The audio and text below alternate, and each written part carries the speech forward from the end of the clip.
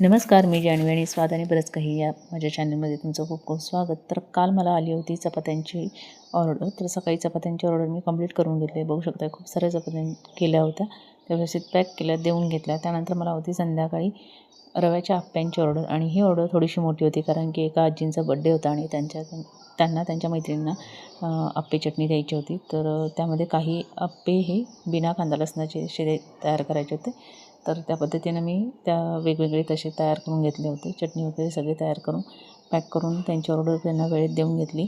तर त्यांचाही रिप्लाय खूप छान आला. सगळ्यांना आप्पे खूप आवडले.